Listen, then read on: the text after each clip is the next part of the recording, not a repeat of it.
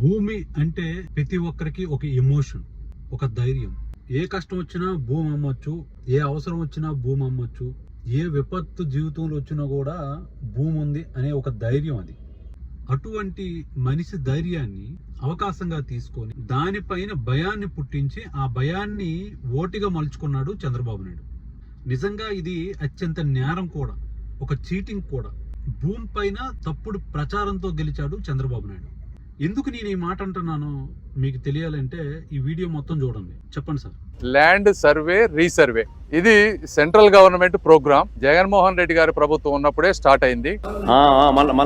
జగన్మోహన్ రెడ్డి గారి ప్రభుత్వం ఉన్నప్పుడే స్టార్ట్ అయింది. చాలా విలేజెస్ సర్వే చేశారు. ఇప్పుడు చేస్తున్న రీసర్వే కోసం ఈయన చెప్పిన మాటలు ఇవి.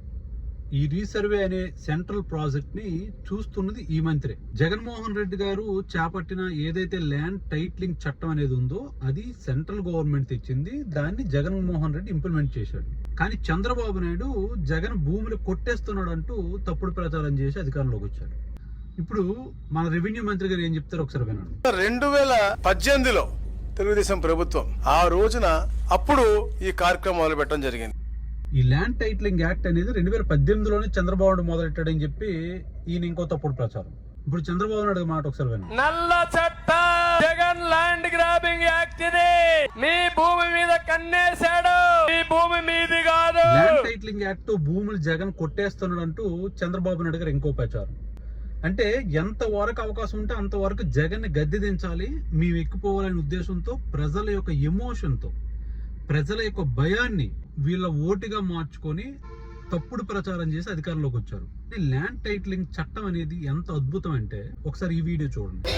It's again, there are states in India that are experimenting with techniques that other states can also adopt. I think Andhra Pradesh is doing a good job.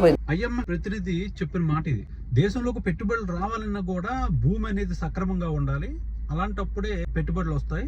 దాన్ని ఆంధ్రప్రదేశ్ ప్రభుత్వం చాలా సక్రమంగా నిర్వర్తించిందని చెప్పి జగన్మోహన్ రెడ్డి ప్రభుత్వం కోసం వాళ్ళు ఆడిన మాటలు అవి.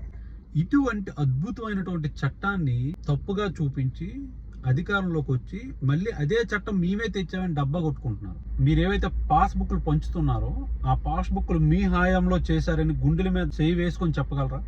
ప్రజలు భయాందోళనకు గురి చేసి వాటిని ఓటిగా మలుచుకొని జగన్మోహన్ రెడ్డి ప్రభుత్వం పైన తప్పుగా మాట్లాడి ఈరోజు అవి మీరే తెచ్చారని చెప్పి మేమే చేయించామని చెప్పి తప్పుగా మాట్లాడతాం. ల్యాండ్ టైటిలింగ్ యాక్ట్ అనేది చాలా అద్భుతమైంది. మీ భూమి వేరే వాడు కొట్టేయకుండా మీకు రక్షణగా నిలబడుతుంది.